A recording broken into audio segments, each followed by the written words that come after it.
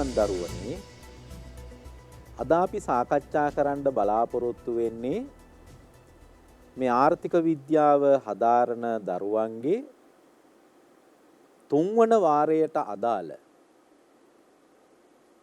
10 වෙනි නිපුණතා මට්ටම සහ ඒ 10 වෙනි නිපුණතා මට්ටම යටතේ 10.2 නිපුණතා මට්ටම පිළිබඳව.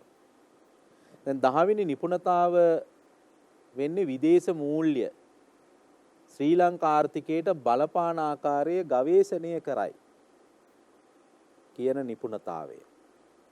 ඒ නිපුණතාව යටතේ නිපුණතා මට්ටම් 8ක් තියෙනවනේ. දෙවැනි නිපුණතා මට්ටම අද අපි සාකච්ඡා කරන්න බලාපොරොත්තු වෙනවා. ශ්‍රී ලංකාවේ ගෙවුම් ශේෂ අසමතුලිතතා හඳුනා ගනිමින් ඒ සඳහා විසඳුම් හා ක්‍රියාමාර්ග පිළිබඳවයි අද අපි සාකච්ඡා කරන්නේ. 10.2 නිපුණතා මට්ටම යටතේ ඉගෙනුම් ඵල ලෙස මේ කාරණා සඳහන් වෙනවා. ශ්‍රී ලංකා මහ බැංකු වාර්තාව ඇසුරෙන් ගෙවුම් ශේෂ ලේඛනයේ උපනති පැහැදිලි කරයි.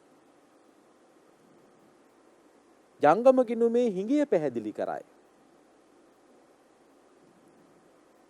ගෙවුම් තුලන ලේඛනේ නැත්නම් ගෙවුම් තුලනයේ අසමතුලිතතාව නිවැරදි කිරීමට කෙටි කාලීන විසඳුම් යෝජනා කරයි. ගෙවුම් තුලන ලේඛනයේ හිඟයක් අකණ්ඩව තිබුණොත් එක විසඳ ගන්න දිගු කාලීන විසඳුම් යෝජනා කරයි. මේ පාඩම ඉවර වෙනකොට මේ නිපුණතා නැත්නම් මේ ඉගෙනුම් ඵල දරුවා තුල ඇති වෙන්නට ඕන. මේ පාඩම ඉගෙන ගත්තාම මේ ක්‍රියාකාරකම් ඔබ තුල තියෙන්න ඕන. දැන් අපි බලමු ඉස්සෙල්ලම ශ්‍රී ලංකාවේ ගෙවුම් ශේෂයේ මෑත කාලීන උපනතීන් මොනවද කියලා. මේ තිරේ දිස් වෙන්නේ දරුවනේ ශ්‍රී ලංකා මහ බැංකුව ඉදිරිපත් කරන ආකාරයට ගෙවුම් ශේෂ ලේඛනයේ ආකෘතිය. ඔබට පේනවා මේ මුලින්ම සඳහන් කරලා තියෙන ජංගම ගිණුම. අපි කලින් දවසක පැහැදිලි කළා, කලින් පාඩමකදී පැහැදිලි කළා ජංගම ගිණුමේ තියෙන අනුගිණුම් 4යි. භාණ්ඩ ගිණුම, සේවා ගිණුම, ප්‍රාථමික ආදායම් ගිණුම, ද්විතීක ආදායම් ගිණුම. දැන් භාණ්ඩ ගිණුමේ අපනයන වලින් ආනයන අඩු කරලා භාණ්ඩ ගිණුමේ ශේෂය ලබාගෙන තියෙනවා. ඔබට පේනවා අපනයන වල වටිනාකම රුපියල් බිලියන 1933යි. ආනයන වියදම රුපියල් බිලියන 3606යි. අපනයන ආදායමෙන් ආනයන වියදම අඩු කරපුවාම වෙළඳ ගිණුමේ හිඟයක් තියෙනවා 1673ක් ඍණ අගයක් 1673ක්. අපේ රටේ මේ වෙළඳ ගිණුමේ දිගු කාලීනව බැලුවොත් තියෙන්නේ හිඟයක්. මොකද හේතුව අපනයන ආදායමට වඩා ආනයන වියදම වැඩි වෙළඳ ගිණුමේ හිඟයක්. ඊළඟට සේවා ගිණුම. සේවා ලැබීම වලින් සේවා ගෙවීම අඩු කරපුවාම සේවා ගිණුමේ ශේෂය ලැබෙනවා. මේ දරුවන්ට පේනවා සේවා ලැබීම් තියෙන්නේ රුපියල් බිලියන 1358යි. සේවා ගෙවීම් තියෙනවා 747ක්. ඒ අනුව සේවා ගිණුමේ අතිරික්තයක් තියෙනවා. දැන් පහුගිය කාලය පුරාම අවුරුදු 5ක් 6ක් වගේ කාලීනව සේවා ගිණුමේ අතිරික්තයක් තියෙනවා. මේ 2018 අවුරුද්දේ ගෙවුම් ශේෂ ලේඛනයේ ජංගම ගිණුමනේ. සේවා ගිණුමේ අතිරික්තය 611යි. ප්‍රාථමික ආදායම් ගිණුමේ එහි හිඟයක් තියෙනවා. ප්‍රාථමික ආදායම් ලැබීම් 42යි. ගෙවීම ඊට වඩා අධිකයි. 434යි. මේ සියලු ඉලක්කම් රුපියල් බිලියන. ඒතර 42කින් 434 අඩු කරපුවාම ප්‍රාථමික ආදායම් ගිණුමේ හිඟයක් ඇති වෙලා තියෙනවා 392ක. එතන දිගු කාලීනව බැලුවත් පහුගිය අවුරුදු කීපේ පුරාම බැලුවත් මේ ප්‍රාථමික ආදායම් ගිණුමේ තියෙන්නේ හිඟයක්. මොකද හේතුව? ප්‍රාථමික ආදායම් ලැබීම් වලට වඩා ප්‍රාථමික ආදායම් ගෙවීම් විශාලයි. ඊළඟට ද්විතීක ආදායම් ගිණුමේ අතිරික්තයක්. හේතුව ද්විතීක ආදායම් ලැබීම. මේ කියන්නේ අපේ රටට ගලා එන සංක්‍රාම ආදායම් වැඩි. හැබැයි සංක්‍රාම වියදම් අඩුයි. ද්විතීක ආදායම් ලැබීම් 1139යි. ද්විතීක ආදායම් ගෙවීම 140යි. එතකොට ද්විතීක ආදායම් ගිණුමේ තියෙන්නේ අතිරික්තයක් රුපියල් බිලියන 999ක. එතකොට දරුවනේ මේ ගිණුම් හතර එකට එකතු කරපුවාම මේ ගිණුම් හතරේ ශේෂ හතර එකට එකතු කරපුවාම ජංගම ගිණුමේ නැත්නම් වර්තන ගිණුමේ ශේෂය අපිට ලැබිලා තියෙනවා ඍණ 455යි. වෙළඳ ගිණුමේ හිඟය 1673යි. සේවා ගිණුමේ ශේෂය 611යි. ප්‍රාථමික ආදායම් ගිණුමේ ශේෂය ඍණ 392යි. ද්විතීක ආදායම් ගිණුමේ ශේෂය ධන 999යි. මේ ශේෂ හතර එකට එකතු කරපුවාම ජංගම ගිණුමේ ශේෂය ඍණ 455. දැන් අපි බලමු ඊළඟට ප්‍රාග්ධන ගිණුමේ ශේෂය. ප්‍රාග්ධන ලැබීම් 6ක් තියෙනවා. රුපියල් බිලියන 6ක්. ප්‍රාග්ධන ගෙවීම් අඩුයි වටිනාකමේ. රුපියල් බිලියන 4යි. ප්‍රාග්ධන ගිණුමේ ශේෂය තියෙන්නේ රුපියල් බිලියන 2යි. ඒකේ අතිරික්තයක්. බොහෝ අවස්ථාවලදී ශ්‍රී ලංකාවේ ගෙවුම් ශේෂ ලේඛනයේ ප්‍රාග්ධන ගිණුමේ අතිරික්තයක් තියෙනවා. මේ උපනතිය මේ දරුවෝ තේරුම් ගන්න ඕන. දැන් වෙළඳ ගිණුමේ තියෙන්නේ මොකද්ද? පහුගිය කාලේ පුරාම හිඟයක්. සේවා ගිණුමේ තියෙන්නේ පහුගිය කාලය ඒ අවුරුදු කීපෙම බැලුවොත් අවුරුදු 5ක් බලමුකෝ සේවා ගිණුමේ අතිරික්තයක්. ප්‍රාථමික ආදායම් ගිණුමේ ඍණ ශේෂයක් හිඟයක්. ද්විතීක ආදායම් ගිණුමේ අතිරික්තයක්. ජංගම ගිණුමේ හිඟයක්. එහෙමයි අපේ රටේ ගෙවුම් ශේෂ ලේඛනයේ පහුගිය අවුරුදු 2-3 දිහා බැලුවාම ඒ උපනතිය පැහැදිලි වෙන්නේ. ප්‍රාග්ධන ගිණුමේ තියෙන අතිරික්තයක්. ඊළඟට අපි බලන්න ඕන දැන් ජංගම ගිණුමේ ශේෂයයි ප්‍රාග්ධන ගිණුමේ ශේෂයයි ගැලපුවාම ජංගම හා ප්‍රාග්ධන ගිණුමේ ශේෂය. ජංගම ගිණුමේ තිබිච්ච ශේෂය කොච්චරද? ඍණ 455යි.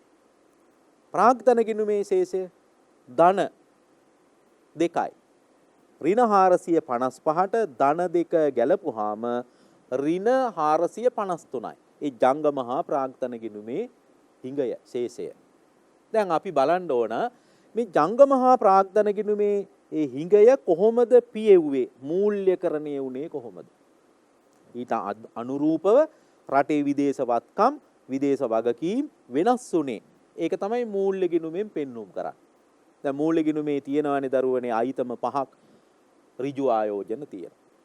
ඒ කියන්නේ විදේශ ආයෝජකයෝ අපේ රට තුල යම් ඍජු ආයෝජන කරලා තියෙනවා. ඍජු ආයෝජනයක් අපිට ලැබුණොත් අපේ වගකීමක්. ඒක නැවත අයින් කරගෙන යනකම් ඒ වගකීම අපිට තියෙනවා. අපි විදේශ රටක ඍජු ආයෝජනයක් කළොත් ඒක අපේ වත්කම. ඒ විදිහට ඍජු ආයෝජන. ඍජු ආයෝජන වත්කම් වල සුද්ධ වෙනස් වීම 11යි. මොකක්ද ඒක තේරෙන්නේ? වත්කම් වැඩි වුණාද වත්කම් අඩු වුණාද?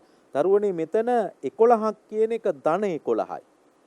එතකොට අපි වත්කමක් විදිහට වටිනාකම ලියනකොට ලියන්නේ ඍණාගයකින්. වත්කමක් වැඩි වුණා නම් ඍණ වටිනාකමක්.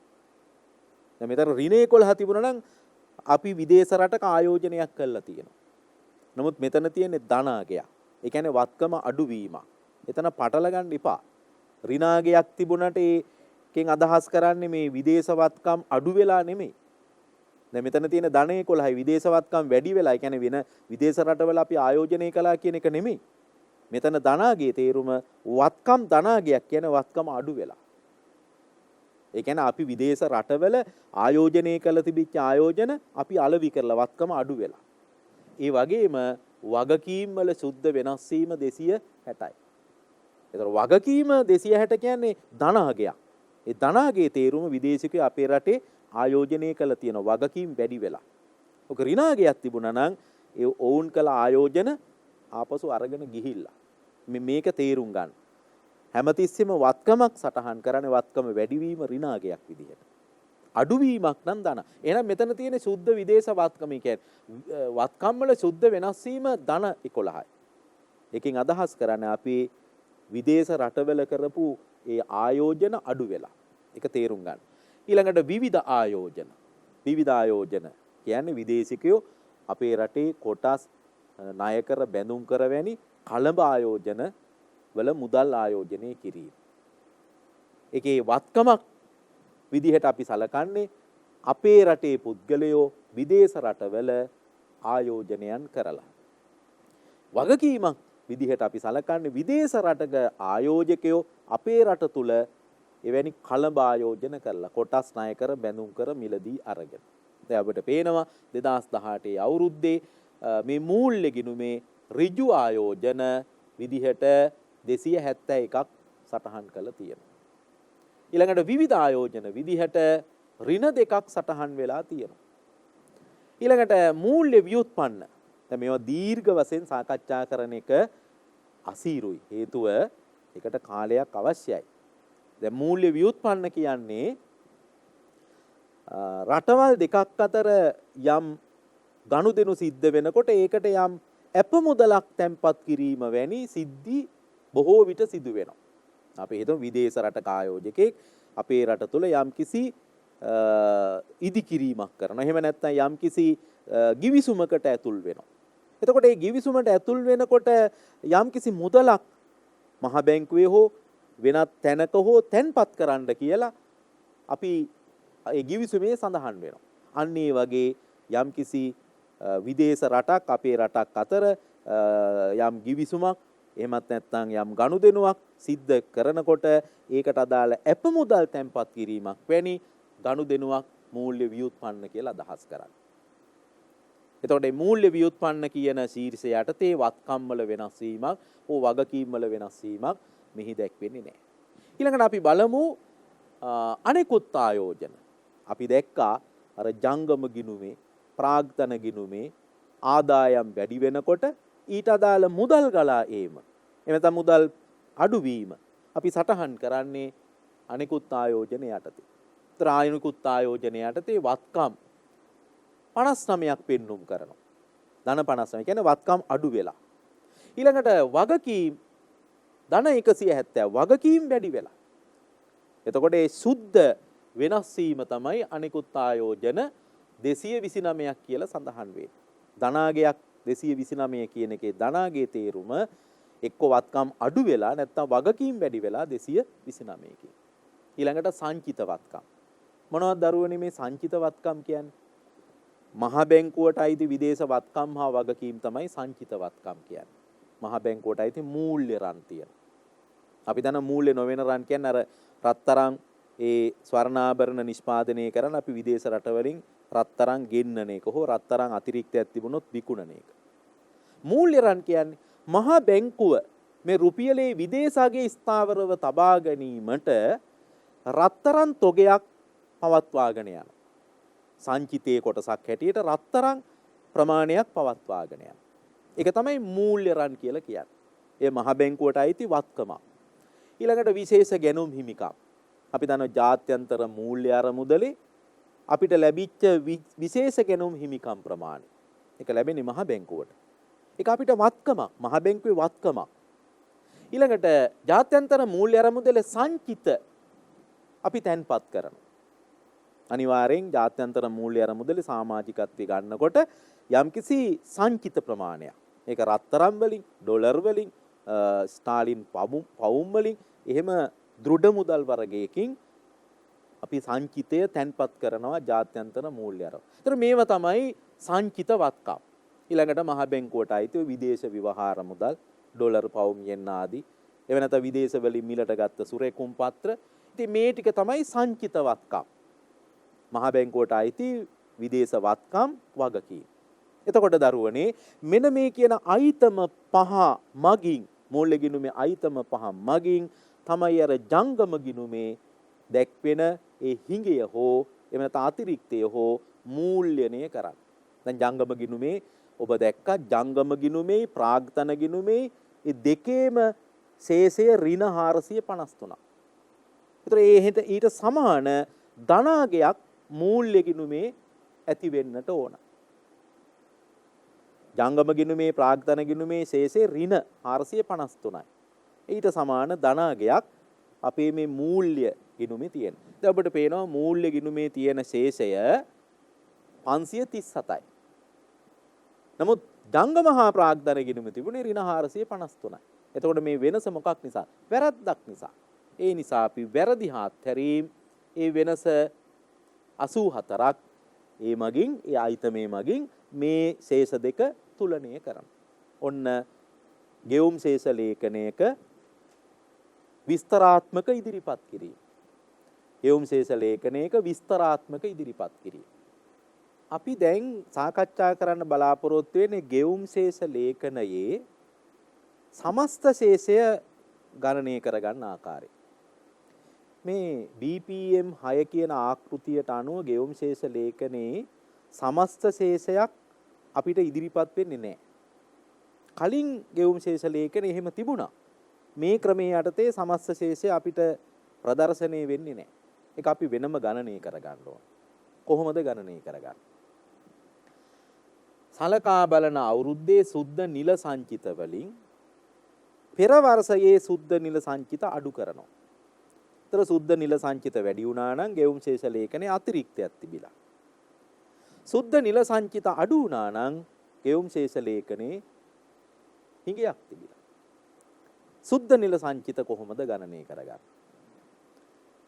සුද්ධ නිල සංචිත හොයන්නේ මහ බැංකුවට හා රජයට අයිති නිල සංචිත වලින් මහ බැංකුව විදේශවලට ගෙවන්න තිබෙන වගකීම් ටික අඩු කරනවා.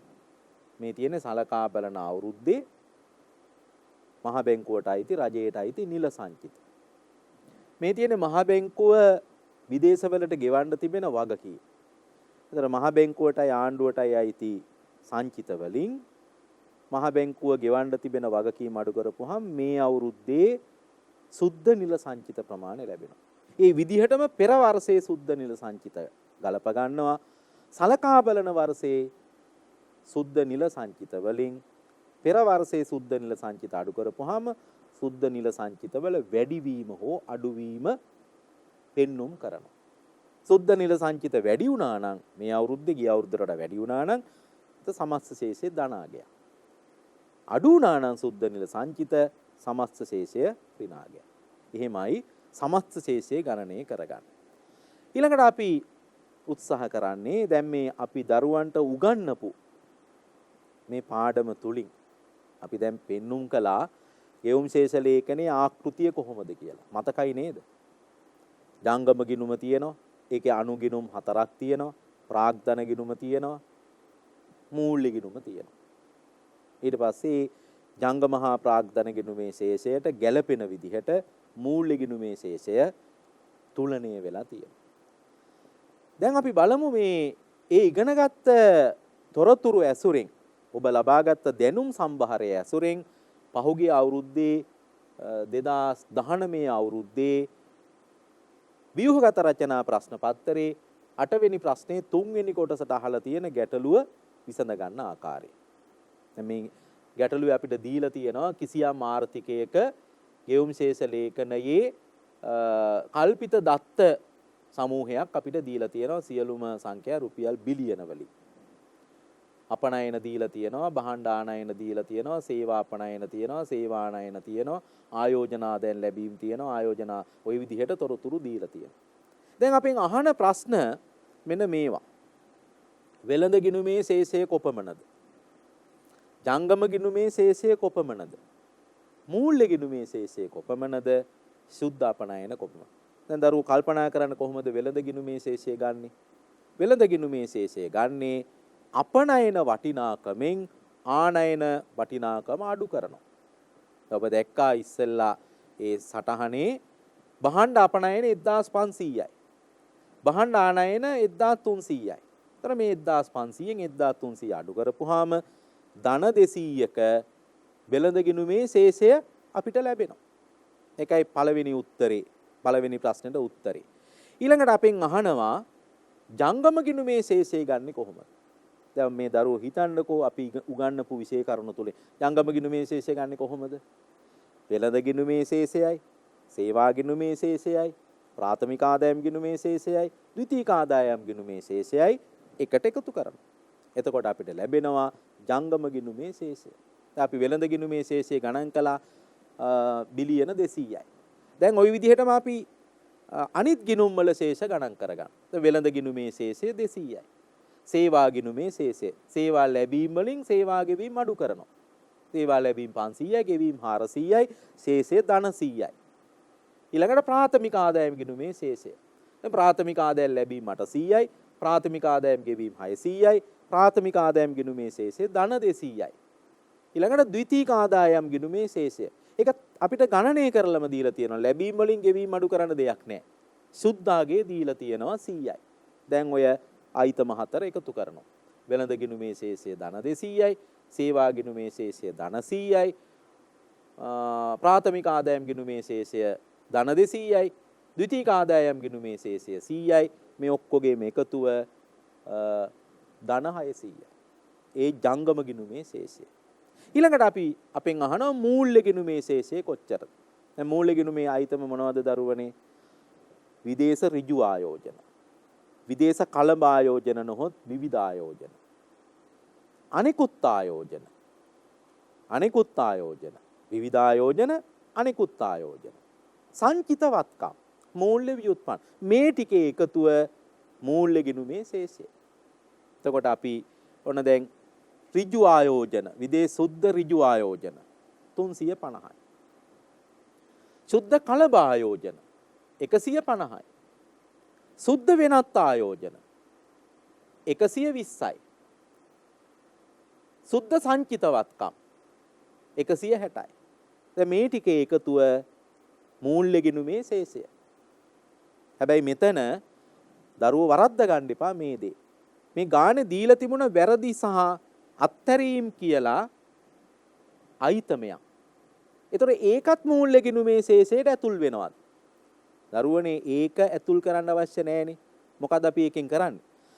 ජංගම හා ප්‍රාග්ධන ගිණුමේ ශේෂයයි මූල්‍ය ගිණුමේ ශේෂයයි නොගැලපුණොත් විතරක් ඒක සමනය කරගන්න, ඒක තුලනය කරන්න වැරදි හත්හැරීම් පාවිච්චි කරනවා මිසක් ඒක මූල්‍ය ගිණුමට නිශ්චිතව වෙන අයිතමයක් නෙමෙයි. දැන් ඒක ගන්න එපා මූල්‍ය ගිණුමේ ශේෂය ගණන් කරනකොට.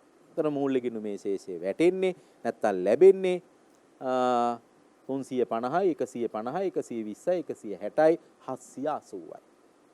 ඒතර මේක ජංගම ගිණුමේ හා ප්‍රාග්ධන ගිණුමේ ශේෂයට සමාන විය යුතුයි. සමාන නොවුනොත් ඒ වැරද්දක් නිසා. ඊළඟට සුද්ධාපනයන. දරුවනේ සුද්ධාපනයන කියන්නේ වෙළඳ ගිණුමේ ශේෂයයි සේවා ගිණුමේ ශේෂය දෙකේ එකතුව. භාණ්ඩ ගිණුමේ සේවා ගිණුමේ ශේෂ දෙකේ එකතුව. ඒතර ඔබ දැක්කා වෙළඳ ගිණුමේ ශේෂය 200යි. අපි මුලින්ම ගණනය කළා. සේවා ගිණුමේ ශේෂය 500 ඍණ 400 100යි. මේ දෙක එකතු කරපුවාම 200යි 100යි 300යි. දැන් ඔබට තේරෙනවා මේ ගාන හදාගන්න හැටි. මේකට බය වෙන්න එපා. හිමිහිට අර මූලික දැනුම අනුස්මරණය කරගෙන ගාන හදන්න. මෙවැනි ගණන් කීපයක් හදන්න. පසුගිය විභාග ප්‍රශ්න පත්‍රවල මෙවැනි ගණන් තියෙනවා. ඒක කීපයක් හදලා විභාගයට බය නැතුව මූණ දෙන්න. හොඳයි දරුවනේ. දැන් අපි බලමු මේ ගනුදෙනු ගෙවුම් ශේෂ ලේඛනයේ ගිණුම් ගත කරන්නේ කොහොමද? අපි මේ ගනුදෙනු ගොඩක් තියෙනවා කීපයක් සාකච්ඡා කරමු. ඔබ මෙවැනි ගනුදෙනු ගිණුම් ගත කරන ආකාරයේ ප්‍රායෝගිකව දැනුම පාවිච්චි කරලා ඒ කුසලතාවය ලබා ගන්න. ප්‍රායෝගිකව ඒව කරන්න. අපි බලමු පළවෙනි ගනුදෙනුව දීලා තියෙන්නේ ඩොලර් මිලියන 500ක ඇඟලුම් විදේශ රටකට විකුණනවා. දැන් කොහොමද මේක? භාණ්ඩ අපනයන ආදායම. භාණ්ඩ අපනයන ආදායම තියෙන්නේ කොහේද? වෙළඳ ගිණුමේ. එහෙනම් අපි කොහොමද සටහන් කරන්නේ? ආදායමක් නිසා වෙළඳ ගිණුමට බැර කරනවා 500ක්. ඊළඟට රටට මුදල් ගලාගෙන එනවා. භාණ්ඩ වික්කහම මුදල් එනවා. ඔය මුදල එනවා. එතකොට වත්කමක් වැඩි වෙනවා. එතන මූල්‍ය ගිණුමට හර කරනවා. ඩොලර් මිලියන 500 වෙළඳ ගිණුමට බැර කරලා රට ඇතුළට මුදලක් එනවා. මූල්‍ය ගිණුමට හර කරනවා. ඊළඟට දෙවෙනි ගනුදෙනුව ඩොලර් මිලියන 600ක් වටින khනිජ තෙල් මිලදී ගන්න. මේ ගනුදෙනුව ආනයන කරනවා කියලා දෙන්නේ. එතකොට දන්නවා ආනයන තියෙන වෙළඳ ගිණුම. මිලදී ගන්නවා. එතකොට කොහොමද මේක සටහන් කරන්නේ? භාණ්ඩයක් ආනයනය කරනවා. khනිජ තෙල් මේ රටට ගේනවා කියන්නේ භාණ්ඩ හැට පේන දෘශ්‍ය ආනයන. එතකොට වෙළඳ ගිණුමට යන වියදම වෙළඳ ගිණුමට හර කරනවා. එතකොට khනිජ තෙල් ගෙන්නකොට රටේ සල්ලි අඩු වෙනවා. එතකොට මූල්‍ය ගිණුමට බැර කරනවා. මූල්‍ය ගිණුමේ අනිකුත් ආයෝජන බැර කරනවා. එහෙමයි ද්විත්ව සටහන තබන්නේ. තුන්වෙනි එක ලංකාවේ නැව් වලින් විදේශ භාණ්ඩ ප්‍රවාහනය කළා මිලියන 500ක් අපිට ලැබෙනවා. ඒතර නාවික ප්‍රවාහනය, ගුවන් ප්‍රවාහනය කියන්නේ සේවා ගිණුමට වැටෙන අයිතම. එතකොට ලංකාවේ නැව් වලින් විදේශීය භාණ්ඩ ප්‍රවාහනය කළා අපිට මිලියන 50ක් ලැබෙනවා. ආදායමක් ලැබෙනවානේ. ඒතර නාවික ප්‍රවාහනය කියන්නේ සේවානේ. මුදල් ලැබෙනවා කියන්නේ සේවා ගිණුමට බැර කරනවා. ඇයි ආදායමක් ලැබෙනවා. රට ඇතුළට මුදල් එනවා. ඒ මිලියන 50ක් මුදල් එනවා. එතකොට අපි මූල්‍ය ගිණුමේ අනිකුත් ආයෝජන යටතේ ඒ ලැබෙන මුදල හර කරනවා. මූල්‍ය ගිණුම හර 50යි සේවා ගිණුමට ආදායමක් නිසා බැර 50යි. ඊළඟට අපි තවත් ගනුදෙනු කීපයක් එහෙම බලමු. විදේශ නැව්වලට සේවා සැපීම වෙනුවෙන් ඩොලර් මිලියන 20ක් අපිට ලැබෙනවා. ඒ කියන්නේ අපේ වරායට නැව් වෙනවා. ඒ නැව්වලට අපි සේවා සපයනවා. එතකොට අපිට ඩොලර් මිලියන 20ක් ලැබෙනවා. ආදායමක්නේ. නැව් කියන්නේ සේවානේ. එහෙනම් සේවා ගිණුමට බැර කරනවා. සල්ලි එන නිසා මූල්‍ය ගිණුමට හර කරනවා. මූල්‍ය ගිණුමේ අනිකුත් ආයෝජන හර 20යි. සේවා ගිණුම බැර ආදායමක් නිසා බැර 20යි. ඊළඟට තව ගනුදෙනුවක් බලමු. විදේශ භාණ්ඩ රක්ෂණය කොට ශ්‍රී ලංකා රක්ෂණ සමාගමට ඩොලර් මිලියන 10ක් ලැබෙනවා. ඒ කියන්නේ අපි විදේශ භාණ්ඩ රක්ෂණය කරනවා. අපේ සමාගමක් ශ්‍රී ලංකා රක්ෂණ සමාගම ඒ රක්ෂණ එය බාර අරගත්තාම අවදානම බාරගත්තාම අපිට මුදල් ලැබෙනවා. ඒතර අපිට ලැබීමක් ආදායමක්. රක්ෂණ තියෙන සේවා ගිණුමනේ. එහෙනම් සේවා ගිණුමට බැර කරනවා රට ඇතුළට මුදල් එනවා මූල්‍ය ගිණුම හර කරනවා. තේරුණානේ දරුවනේ. දැන් මම මේ ඔක්කොම නොකියුවත් ඔබට තේරෙනවා මේ ගනුදෙනුව සටහන් කරන ආකාරය. ඊළඟට අපි බලමු මේ ශ්‍රී ලාංකීය රක්ෂණ සමාගමක් විදේශිකයෙකුට ඩොලර් මිලියන 50ක රක්ෂණ වන්දියක් ගෙවනවා. ඒ රක්ෂණ අවදානම බාර ගන්නවා. එය හානියක් සිද්ධ වෙනවා. එයාට වන්දි ගෙවනවා. අපේ වියදම. දැන් රක්ෂණ කියන්නේ සේවානේ. ඒතර දැන් වියදමක් නේ. එහෙනම් සේවා ගිණුමට හර කරනවා. ඊළඟට සල්ලි ගෙවනකොට අපේ මුදල් අඩු වෙනවානේ. එතකොට මූල්‍ය ගිණුම බැර කරනවා. ඔන්න ඔහොමයි මේ ගනුදෙනුව සටහන් කරන්නේ. ඊළඟට අපි බලමු විදේශ රටවල රැකියා කරන ලාංකිකයෝ ඩොලර් මිලියන 100ක් අපේ රටට එවනවා. දැන් පිටරට වැඩ කරන ලාංකිකයෝ මැද පෙරදිග වැඩ කරන ලාංකිකයෝ ඒ හම්බ කරන සල්ලි මෙහෙට එවනවා. එතන මොකක්ද ඒක? සංක්‍රාම ලැබීමක්. එහෙනම් සංක්‍රාම ලැබීමක් නිසා ද්විතීක ආදායම් ගිණුමට බැර කරනවා. රට ඇතුළට සල්ලි එනවා. එහෙනම් මූල්‍ය ගිණුමට හර කරනවා. දැන් දරුවන්ට තේරෙනව නේද මේ මූලධර්මය? ඊළඟට අපි බලමු මේ රටේ සේවය කරන නේවාසිකත්වයේ නොලැබූ ශ්‍රමිකයෝ. ඒ කියන්නේ අපේ රටේට ඇවිල්ලා අපේ රටේ මේ නේවාසිකත්වය අරගෙන නැහැ. ඒගොල්ලෝ අපි හිතමු චීනේ නම් තාම චීනේ මිනිස්සු ඉතින් මේ ඇවිල්ලා මාස 3ක් විතර වැඩ කරලා වැටුප් අරගෙන යනවා. ඒතර ඒක මොකද්ද? ඒක ශ්‍රමයට වැටුප් ගෙවනවා. ප්‍රාථමික ආදායම් ගෙවීම. එහෙනම් මේ මුදල යන්න ඕනේ කොහාටද? ප්‍රාථමික ආදායම් ගිණුමට. ගෙවීමක් නිසා ප්‍රාථමික ආදායම් ගිණුම හර කරනවා. අනික් පැත්තෙන් මුදල් අඩු වෙනවා අපේ රටේ. එතකොට මූල්‍ය ගිණුම බැර වෙනවා. ඔන්න ඔය විදිහටයි ඒ ගනුදෙනුව සටහන් කරන්නේ. තව අපි බලමු ගනුදෙනුවක්. ඇමරිකානු ආණ්ඩුවෙන් ශ්‍රී ලංකා ආණ්ඩුවට ඩොලර් මිලියන 30ක තිරිඟු පිටි පරිත්‍යාගයක් ලැබෙනවා. දැන් පරිත්‍යාගයක් ලැබුණොත් කියන්නේ මොකද්ද? සංක්‍රාම ලැබීම. තිරිඟු පිටි කියන්නේ වර්තන සංක්‍රාම. මේක ප්‍රාග්ධන සංක්‍රාමයක් නෙමෙයි. කොහොමද සටහන් කරන්නේ? අපිට ආදායම් ලැබීමක්. එහෙනම් ද්විතීක ආදායම් ගිණුමට බැර කරනවා. අනික් පැත්තෙන් අපේ රටට තිරිඟු පිටි කියන භාණ්ඩ මොනවා හරි ද්‍රව්‍යයක් ලැබෙනවානේ, වත්කමක්නේ. එනම් මූල්‍ය ගිණුමට හර කරනවා. ද්විතීක ආදායම් ගිණුමට බැර කරනවා. ඊළඟට තමයි අපි ගනුදෙනුවක් බලමු. විදේශ රටකින් ශ්‍රී ලංකා ආණ්ඩුවට ඩොලර් මිලියන 400ක දුම්රිය කට්ටලයක් අන්න දැන් ඉස්සෙල්ල ලැබුණේ මොකද්ද? තිරිඟු පිටි තොගයක් පරිත්‍යාග. දැන් මොකද්ද ලැබෙන්නේ? දුම්රිය කට්ටලයක්. දුම්රිය එන්ජින් එකයි ඒ උපකරණ ටිකයි අපිට ලැබෙනවා. මේක අවුරුදු ගාණක් පවතින දෙයක්නේ. තිරිඟු පිටි වගේ අවුරුද්දෙන් කාලේ ඉවර කරන එකක් නෙමෙයිනේ. මේ අවුරුදු ඒක ප්‍රාග්ධන වත්කමක් ලැබෙන. එහෙනම් මේක අපි ඇතුල් කරන්න ඕනේ කොහාටද? මේක ප්‍රාග්ධන සංක්‍රාම ලැබීම. එහෙනම් ප්‍රාග්ධන ගිණුමට ආදායමක් නේ, ඒක ලැබීමක් ආදායමක් නේ ප්‍රාග්ධන ගිණුමට බැර කරනවා. වත්කමක් එනවනේ. මේ දුම්රිය කට්ටලේ කියන වත්කම මූල්‍ය ගිණුමට හර කරනවා. එහෙමයි දරුවනේ මේ ගනුදෙනුව ඩබල් එන්ට්‍රි සටහන් කරන්න. ඊළඟට විදේශ ආයෝජකයෝ ලංකාව තුල ඩොලර් මිලියන 200ක් යොදවලා කර්මාන්ත ශාලාවක් ආරම්භ කරනවා. විදේශිකයෙක් අපේ රටට ඇවිල්ලා සල්ලි ගෙනල්ලා ඩොලර් මිලියන 200ක් ගෙනල්ලා ලොකු කර්මාන්ත ශාලාවක් වඩ. මේක අපේ රටට එන ඍජු ආයෝජනයක්. එතකොට අපේ රටට මුදල් එනවා. ඒ වගේම අර විදේශිකයාගේ ආයෝජනය අපි බාර ගන්නවා. එතකොට අපිට වගකීමක්. එයා ආපහු ගෙනියනකම් අපේ වගකීමක්. ඒ ගෙනාපු සල්ලි ටික අපි ගත්තට ඒක ලොකු වගකීමක්. ආපහු ඔහු ගෙනියනකම් අපිට වගකීමක්. එතකොට මේක කොහොමද අපි ගිණුම්ගත කරන්නේ? මූල්‍ය ගිණුමේ ඍජු ආයෝජන බැර කරන අපි එයා ගෙනාපු සල්ලි ගෙනියනකම් වගකීම. එහෙනම් බැර කරනවා. මූල්‍ය ගිණුමේ ඍජු ආයෝජන බැර කරනවා මේ ඩොලර් මිලියන 200 රට ඇතුළට සල්ලි එනවනේ. එහෙනම් මූල්‍ය ගිණුමේ අනිකුත් ආයෝජන හර කරනවා. එතන මූල්‍ය ගිණුමේම හර වෙනවා බැර වෙනවා. පරිස්සම් වෙන්න ඒ ගනුදෙනු කරනකොට, සටහන් කරනකොට. ඊළඟට අනිත් එක විදේශ ආයෝජකයින් ශ්‍රී ලංකාවේ ඩොලර් මිලියන 120ක ස්වෛරීත්ව බැඳුම් කර මිලදී ගන්න.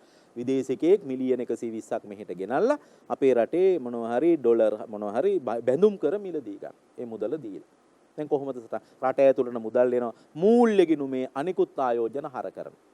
ඒ වගේම අනුන්ගේ සල්ලියක් අපි බාර ගන්නවා, කලබ ආයෝජනයක් බාර ගන්නවා, ගෙවන්න ඕනේ කවදා හරි. එහෙනම් කලබ ආයෝජන ගිණුම කියන්නේ මූල්‍ය ගිණුමේ කලබ ආයෝජන විවිධ ආයෝජන බැර කරනවා. අනික් පැත්තෙන් සල්ලි එන නිසා මූල්‍ය ගිණුමේ අනිකුත් ආයෝජන හර කරනවා. ඉතින් දරුවනේ ওই විදිහට අපිට පුළුවන් ඒ ගිණුම් ගත කරන්න මේ එක් එක් ගනුදෙනු ඒ ගිණුම් වල හර බැර වශයෙන්. ඉතින් ඔය වගේ ගනුදෙනු කීපයක් තියෙනවා. දැන් 13 වෙනි ගනුදෙනුව ගත්තොත් ආණ්ඩුවට අයිති ඉඩමක් විදේශ සමාගමකට විකුණලා ඩොලර් මිලියන 180ක් ලැබෙනවා. දැන් කොහොමද මේක ආණ්ඩුවට අයිති ඉඩමක් විදේශ කොම්පැනියකට විකුණනවා. රට ඇතුළට සල්ලි එනවා, මූල්‍ය ගිණුමේ අනිකුත් ආයෝජන හර කරනවා.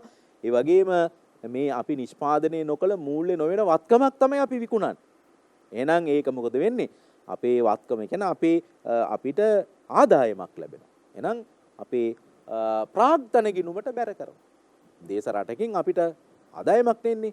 අපේ ඉඩම වික්කහම අපේ ප්‍රාග්ධන ආදායමක්. එහෙනම් ප්‍රාග්ධන ගිණුමට බැර කරනවා. ආදායමක් නිසා රට ඇතුළට සල්ලි එන නිසා මූල්‍ය ගිණුමේ අනිකුත් ආයෝජන හර කරනවා. ඉතින් දරුවනේ ඔය වගේ මේ ගනුදෙනු සටහන් කරන්න තවත් මේ වගේ ගනුදෙනු ඇසුරෙන් ඔය ද්විත්ව සටහන් නිවැරදිව තබා ගන්න මේ දරුවෝ ඒ කුසලතාවය ඇති කර ගන්නට අවශ්‍යයි.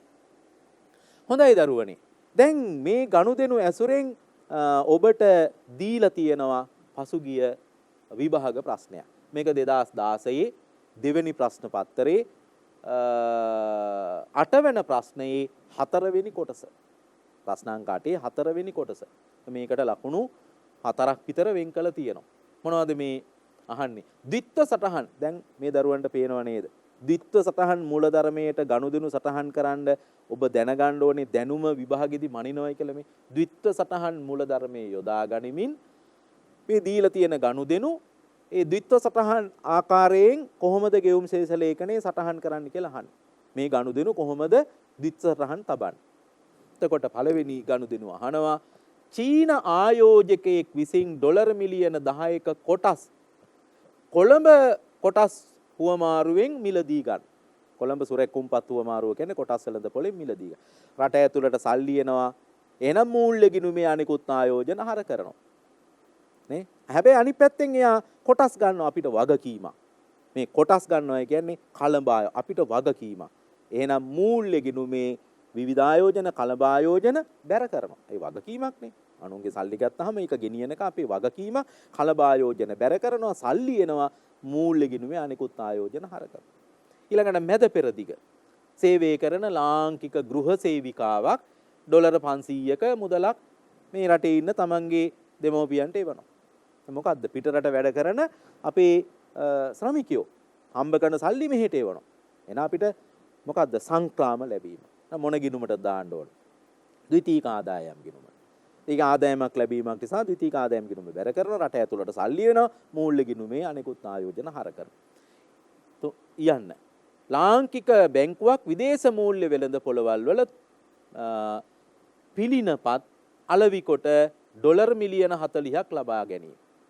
පිළිනපත් නෙමෙයි මේක පිළිනපත් විය යුතුයි. පිළිනපත් විකුණලා මුදල් හම්බ කරගන්නවා 40ක්.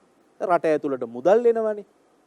එතකොට මූල්‍ය ගිණුමේ අනිකුත් ආයෝජන හර වෙන්න ඕනේ මුදල. ඒ වගේම අපේ රටට මුදල් එනවා නේද? ඒක පිළිනපත් අපි විකුණනවා විදේශ රටක. එමණි කියන්නේ ශ්‍රී ලාංකික බැංකුවක් විදේශීය මූල්‍ය වෙළඳ පොළවල් වල ඒ පිළිනපත් විකුණලා ඩොලර් මිලියන 40 රට ඇතුළට මුදල් එනවා මූල්‍ය ගිණුමට හර වෙනවා. අනිත් පැත්තේ මේක විවිධ ආයෝජන කලබ ආයෝජනයක් කලබ ආයෝජන ගිණුම බැර කරනවා. මුදල් එන නිසා මූල්‍ය ගිණුම හර බැර වෙන්න එපා වගකීමක් නේ. ඒගොල්ලන්ට කවදා හරි අපි මුදල දෙන්න එපා. විදේශිකයෝ අපේ කොටස් ගන්නවා. ඒ මුදල ගෙවන්න එපා. ඒක බැර වෙනවා. විවිධ ආයෝජන බැර වෙනවා. කලබ ආයෝජන බැර වෙනවා. අපි බලමු මේ කොටස කොහොමද ගිණුම් ගත කරන්න කියලා. මේකේ කියනවා ලෝකයේ සීග්‍රයෙන් අලවිවන පොතක් පරිවර්තනය කොට ශ්‍රී ලංකාවේ අලෙවි කිරීම සඳහා ලංකාවේ ප්‍රකාශන සමාගමක් ඇමරිකානු ප්‍රකාශන සමාගමකට ඩොලර් 5000ක් ගෙවලා ඒ ප්‍රකාශන අයිතිය ලබා ගන්න. දැන් ඔක බොහොම හොඳින් කියවලා සාරාංශය උළුවට ගන්න. අපේ රටේ ප්‍රකාශන සමාගමක් විදේශ රටක කෙනෙක් ලියපු පොතක අයිතිය ප්‍රකාශන අයිතිය අපේ සමාගම ගන්නවා ඩොලර් 5000ක් ගෙවලා. එතකොට සල්ලි ගෙවනවානේ. රටේ සල්ලි අඩු වෙනවා මූල්‍ය ගිණුමේ අනිකුත් ආයෝජන බැර වෙනවා. ඊට පස්සේ මේක මේ ප්‍රාග්ධන වත්කමක් නේ අපි ගන්න. එතකොට ප්‍රාග්ධන ගිණුම වියදමක් නේ. ප්‍රාග්ධන වත්කමක් ගන්න වියදම්. එහෙනම් ප්‍රාග්ධන ගිණුමට හර වෙනවා. එහෙමයි දරුවනේ මේ ගිණුම් සටහන් කරන්නේ. හොඳයි ඊගාවට අපි බලමු ගෙවුම් ශේෂ අසමතුලිතතාවය කියන්නේ මොකක්ද? දරුවනේ ගෙවුම් ශේෂ අසමතුලිතතාවය කියලා කියන්නේ ගෙවුම් ශේෂ ලේඛනයේ අවසාන ශේෂය. ඒ කියන්නේ සමස්ත ශේෂය. අතිරික්තයක් හෝ හිඟයක් වෙනවා නම් ඒක තමයි ගෙවුම් ශේෂ අසමතුලිතතාවය කියලා කියන්නේ. ඒ කියන්නේ ගෙවුම් ශේෂ ලේඛනයේ ලැබීම් පැත්ත හා ගෙවීම් පැත්ත අතර අසමතුලිත බවක් තිබීම. ගෙවුම් ශේෂ අසමතුලිතතාවය කියලා හඳුන්වනවා. මේකට අපි කියන බාහිර අසමතුලිතතාවය කියලා. අභ්‍යන්තර සමතුලිතේ බාහිර සමතුලිතේ කියලා සංකල්ප දෙකක් තියෙනවානේ. දැන් අභ්‍යන්තර සමතුලිතේ කියන්නේ සමාහාර ඉල්ලුම සමාහාර සැපයුම මේ බලවේග දෙක සමානයි. බාහිර සමතුලිතේ කියන්නේ ගෙවුම් ශේෂ ලේඛනයේ ලැබීම් පැත්ත හා ගෙවීම් පැත්ත සමානයි බැලන්ස්. එතකොට ඒකට කියන්නේ බාහිර සමතුලිතතාවය. අසමතුලිතතාවය කියන්නේ ලැබීම් පැත්ත ගෙවුම් ශේෂ ලේඛනයේ විදේශ ලැබීම් හා විදේශ ගෙවීම් සමාන නැහැ. ඒ කියන්නේ ගෙවුම් ශේෂ ලේඛනයේ අවසාන ශේෂය එක්ක හිඟයක් එක්ක අතිරික්තයක්. ඒකයි ගෙවුම් ශේෂ අසමතුලිතතාවය කියලා කියන්නේ. ඊළඟට අපි දැනගන්න ඕන ගෙවුම් ශේෂ අර්බුදය කියන්නේ මොකක්ද? දරුවනේ ගෙවුම් ශේෂ අර්බුදය කියලා කියන්නේ රටක ගෙවුම් ශේෂ ලේඛනයේ ජංගම ගිණුමේ ශේෂයයි ප්‍රාග්ධන ගිණුමේ ශේෂයයි ඒ ශේෂ දෙක එකතු කරපුවාම ජංගම හා ප්‍රාග්ධන ගිණුමේ ශේෂය දිග කාලයක ඉඳලා ඍණාගයක් හිඟයක් වෙලා තියෙනවා නම් ඒක තමයි ගෙවුම් ශේෂයේ අර්බුදේ නැත්තම් ගැටලුව කියලා හඳුන්වන්නේ.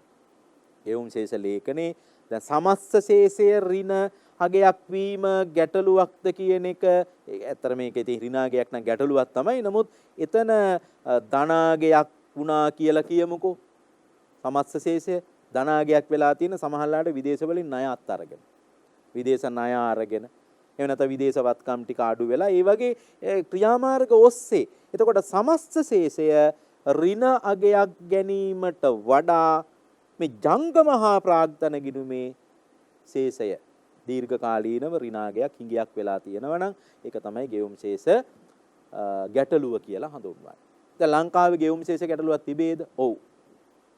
ජංගම ගිණුමේ ප්‍රාග්ධන ගිණුමේ දීර්ඝකාලීනව හිඟයක් තියෙනවා. දැන් ගෙවුම් ශේෂ ගැටලුවක් තියෙනවා. මේක අර්බුදයක්ද කියන එක කතිකාවට ලක් කරන්න ඕනේ ගෙවුම් විශේෂ ගැටලුවක් තියෙනවා. මොකක්ද ගැටලුව? කොහොමද ගැටලුවේ තරම? දැන් 2016 ජංග මහා ප්‍රාග්ධන ගිණුමේ තියෙන හිඟය 1717ක් ඇමරිකානු ඩොලර් මිලියන. 17 අවුරුද්දේ ඩොලර් මිලියන 2298ක හිඟයක්. 18 2299ක. ඒ කියන්නේ හිඟය ලොකු හිඟයක් පවතිනවා. දැන් ගෙවුම් විශේෂ ගැටලුවක් තියෙනවා. දැන් අපි බලමු ඇයි මේ ගෙවුම් විශේෂ ගැටලුව ඇති වෙලා තියෙන්නේ? මොකද හේතුව? දැන් මේ දරුවන්ට මතකයි අපි ආඩම පටන් ගන්නකොටම ලංකාවේ ගෙවුම් විශේෂ ඒ ආකෘති ඉදිරිපත් කළා. වෙළඳ ගිණුමේ හිඟයක්. ප්‍රාථමික ආදායම් ගිණුමේ හිඟයක්. හැබැයි සේවා ගිණුමේ අතිරික්තයක්. ද්විතීයික ආදායම් ගිණුමේ අතිරික්තයක්. ප්‍රාග්ධන ගිණුමේ අතිරික්තයක්. එහෙනම් අපේ රටේ ගෙවුම් විශේෂ ගැටලුවට හේතුව මොකක්ද? වෙළඳ ගිණුමේ හිඟය. ප්‍රාථමික ආදායම් ගිණුමේ හිඟය. ඔක තමයි හේතු දෙක. එතකොට වෙළඳ ගිණුමේ හිඟයක් තිබීම.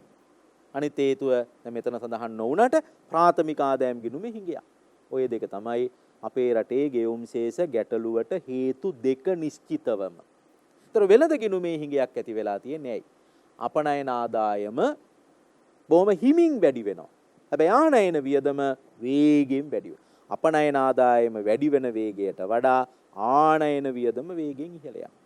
ඒකයි හේතුව. ඊළඟට අපනයන ආදායම ඇයි හිමින් වැඩි වෙන්නේ? කුසිකාර්මික අපනයන ආදායම මන්දගාමීව වර්ධනය වී. කාර්මික අපනයන ආදායම මන්දගාමීව වර්ධනය. විශේෂයෙන් කුසිකාර්මික අපනයන ආදායම බොහොම හිමින් වැඩි වෙන්නේ. මොකද මේ කුසිකාර්මික අපනයන ආදායම හිමින් වැඩි වෙන්නේ? එකක් තමයි මේ කුසිකාර්මික භාණ්ඩ මිලදී ගත්ත ඇමරිකාව හා යුරෝපීය රාජ්‍යයන් පහුගිය වකවානුව තුළ මේ දුර්වල වුණා, බිඳ වැටුණා. ඇමරිකානු 2007න් පස්සේ ඇමරිකාව, එංගලන්තය, ප්‍රංශය, ජර්මනිය වගේ රටවල් වල ආර්ථිකයේ පසුබැස්සා. ඒ නිසා අපේ භාණ්ඩ ගන්න ශක්තිය අඩු වුණා. අපේ කුසිකාර්මික අපනයන හිමින් වැඩි වුණේ ඒ නිසා. ඊළඟට තේ මිලදී ගත්ත මැද පෙරදිග රටවල් වල යුද්ධමය. අපි දන්නවා ඉරානය, ඉරාකය, සිරියාව, ඒ වගේ රටවල් වල යුද්ධමය ප්‍රශ්නයක් ඇති වුණා. යුද්ධ වාතාවරණ. ඒ නිසා ඒ කට්ටියට අපේ කුසිකාර්මික භාණ්ඩ වැඩිපුර මිලදී ගන්න ඒ හැකියාව අඩු වුණා. අනිත් එක තමයි ලංකාවේ කුසිකාර්මික අපනයනවල තරඟකාරීත්වයෙන් දෙන්න අඩු වුණා. තරඟකාරීත්වය කියන්නේ ඒ කියන්නේ ඒව පිරිවැය අඩු කරගෙන ගුණාත්මක භාවය වැඩි කරගෙන විදේශ රටවල් වල ලොකු තරඟයක් දෙන්න තීච්චේ ශක්තිය අඩු වුණා.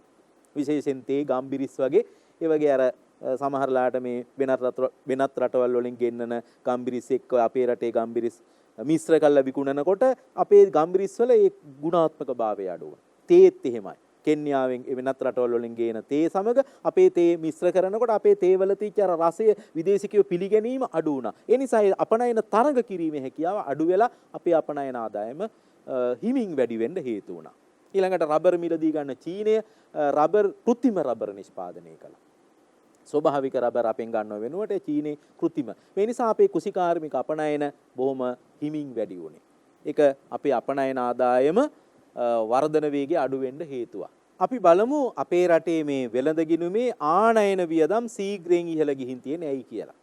ආනයන වියදම් ශීඝ්‍රයෙන් ඉහළ යන්නේ මෝටර රථ ආනයන වියදම් වේගයෙන් වැඩිවීම, ඛනිජ තෙල් ආනයන වියදම් වේගයෙන් වැඩිවීම, ගොඩනැගිලි ද්‍රව්‍ය ආනයන වියදම් ශීඝ්‍රයෙන් ඉහළ යාම, යන්ත්‍රෝපකරණ ආනයන වියදම් ඉහළ යාම, ආනයන භාණ්ඩවල මිල ඉහළ යාම. ඔය ආදී හේතු නිසා. ඊළඟට අපි බලමු දරුවනේ ගෙවුම් ශේෂ ලේඛනයේ මේ ගෙවුම් ශේෂ අර්බුදයට යොදන්න පුළුවන් විසඳුම් මොනවද? ජංගම ගිණුමේ හා ප්‍රාග්ධන ගිණුමේ හිඟයක් ඇති වුණාම මේකට යොදන්න පුළුවන් විසඳුම්. මේ විසඳුම් කාණ්ඩ දෙකකට කඩන්න පුළුවන්. එකක් තමයි කෙටි කාලීන විසඳුම්. එකෙන් අදහස් කරන්නේ හිඟයක් ඇති වුණාම ඒ හිඟය කවර හෝ ක්‍රියාමාර්ග වලින් පියව ගන්න එක. ඒතර ගෙවුම් ශේෂ ලේඛනයේ ජංගම හා ප්‍රාග්ධන ගිණුමේ හිඟයක් ඇති වුණාම අපිට පුළුවන් විදේශ ප්‍රදාන වලින්, විදේශ ඍජු ආයෝජන වලින්, විදේශ ආධාර වලින්, එහෙම නැත්නම් රටට අයිති විදේශ වත්කම් වලින් පියව ගන්න. එහෙම නැත්නම් බැරිම නම් ණය අරගෙන පියව ගන්න පුළුවන්. මේවා තමයි කෙටි කාලීන විසඳුම්. මේවට අපි කියන්නේ මූල්‍යකරණයන් කියලා.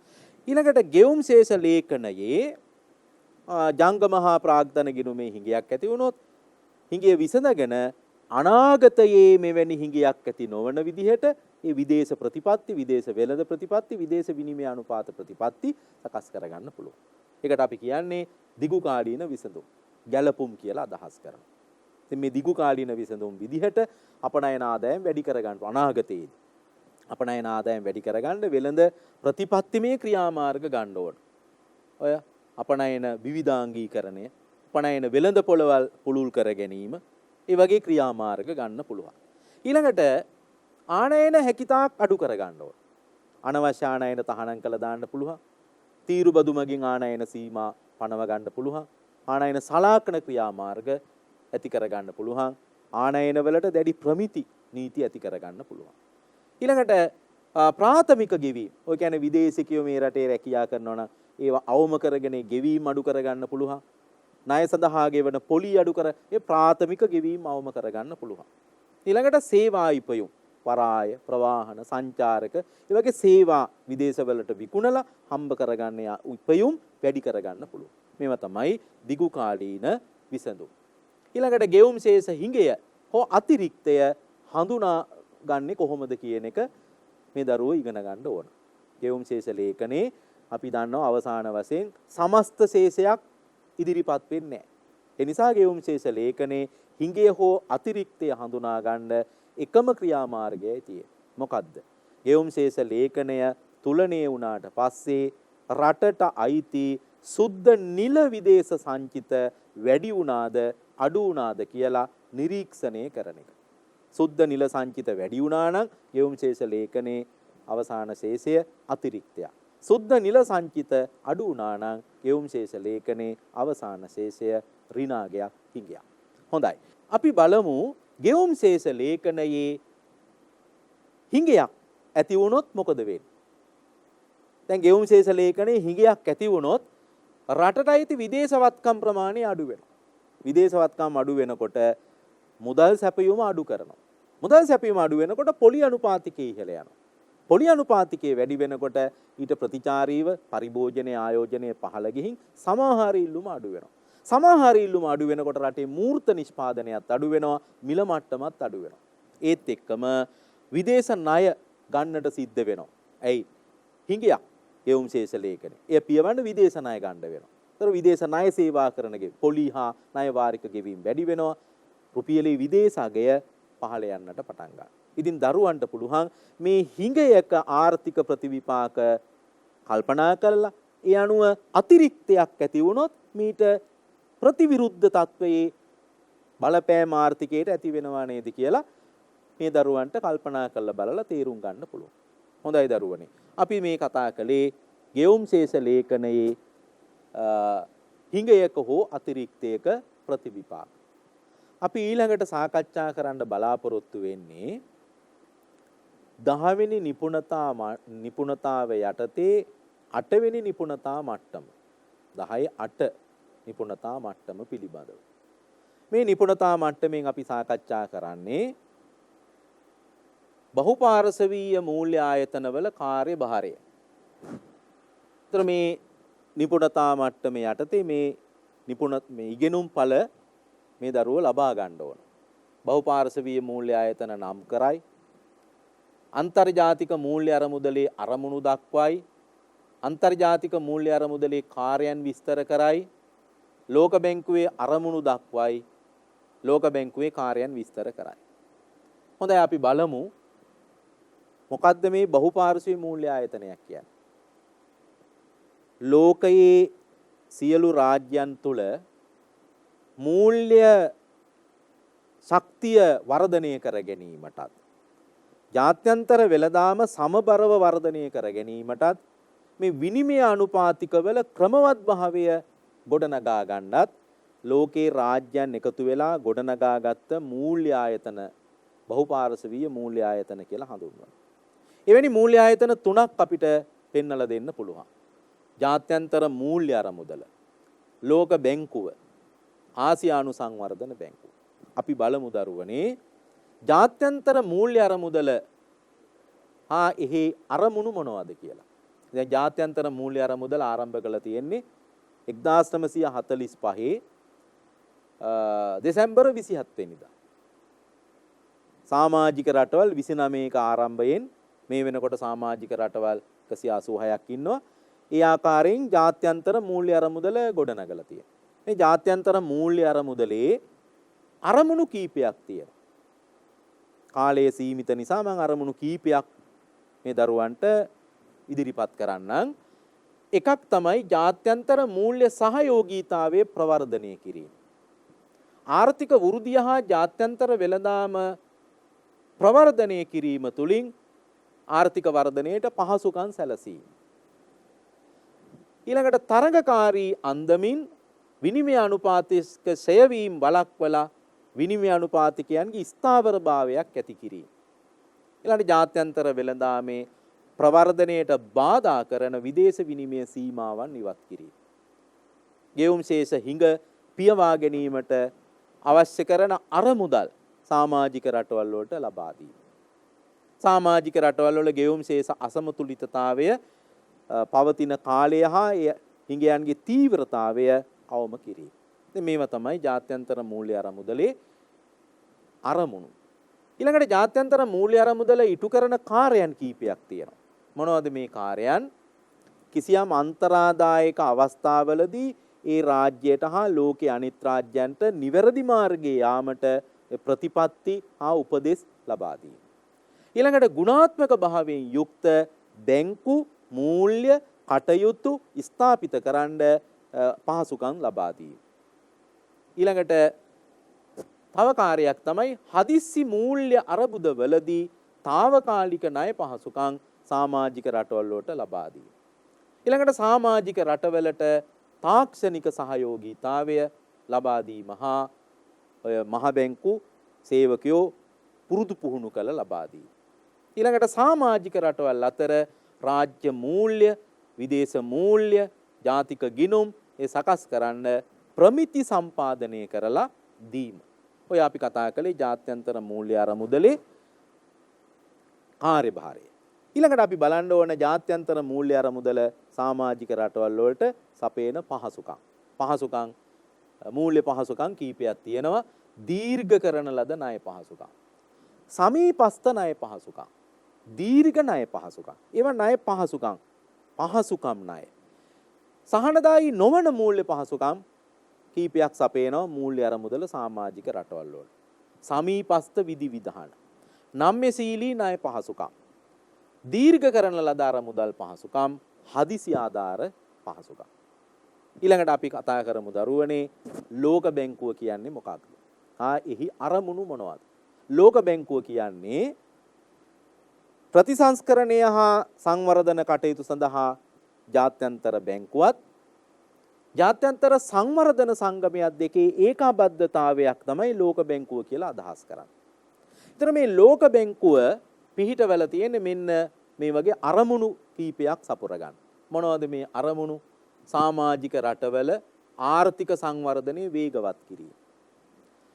විදේශ පෞද්ගලික ආයෝජන දිරිගැන්වීම මගින් ඒ සමාජික රටවල් වලට පහසුකම් සැලසීම. සමාජික රටවලට දිගුකාලීන ණය සැපයීම. සමාජික රටවලට කාර්මික හා ශිල්පීය උපදේශන සේවා ලබා දීම. සමාජික රටවල් වල ජාත්‍යන්තර වෙළඳාම සමබරව වර්ධනය කිරීම. ලෝකයේ දිලිදු බව, දුප්පත්කම අඩු කිරීම. ඔය ලෝක බැංකුවේ අරමුණු. ඊළඟට ලෝක බැංකුවේ කාර්යභාරයේ විදිහට කාර්යයන් කීපයක් සඳහන් වෙනවා. මම කීපයක් කියන්නම්. සමාජික රටවල් වලට මූල්‍ය හා තාක්ෂණික ආධාර ලබා දීම. සමාජික රටවල් වලට සහනදායී කොන්දේසි යටතේ ණය පහසුකම් ලබා දීම. විදේශ ආයෝජන ගෙන්වා ගැනීම සඳහා සමාජික රටවලට සහයෝගය ලබා දීම. සමාජික රටවල් වල සංවර්ධනයේ වේගවත් කිරීමට යොමනා කරන විශේෂඥ සේවා පහසුකම් ලබා දීම. ඊළඟට සමාජික රටවල් ගෝලීයකරණයට ඉදිරිපත් කරන්න වමනා කරන පහසුකම් සම්පාදනය කළා දීම. මේව තමයි ලෝක බැංකුවේ කාර්යභාරය. ඉතින් දරුවනේ මේ ලෝක බැංකු සමූහය කියලා සංකල්පයක් තියෙනවා. ලෝක බැංකු සමූහය, the World Bank Group. ඒ සමූහය තුල අයිති ආයතන පහක් අපිට පෙන්වලා දෙන්න පුළුවන්. ප්‍රතිසංස්කරණය හා සංවර්ධනය සඳහා ජාත්‍යන්තර බැංකුව, ජාත්‍යන්තර සංවර්ධන සංගමය, ජාත්‍යන්තර මූල්‍ය සංස්ථාව, බහුපාර්ශවීය ආයෝජන සහතික කිරීමේ නියෝජිත ආයතනය, ආයෝජන මතභේද निराකරණය කර ගැනීමේ ජාත්‍යන්තර මධ්‍යස්ථාන. ඉතින් දරුවනේ අපි දැන් සාකච්ඡා කළේ 10 වෙනි නිපුණතාවේ 8 වෙනි නිපුණතා මට්ටම බහුපාර්ශවීය මූල්‍ය ආයතන පිළිබඳව ඒ යටතේ ජාත්‍යන්තර මූල්‍ය අරමුදල හා ලෝක බැංකුව පිළිබඳව. ඉතින් අපි මේ දරුවන්ට නැවතත් මෙවැනි පාඩමකින් කරුණු කියා දීමේ බලාපොරොත්තුවෙන් සමුගන්නවා සියලුම දරුවන්ට ආයුබෝවන්.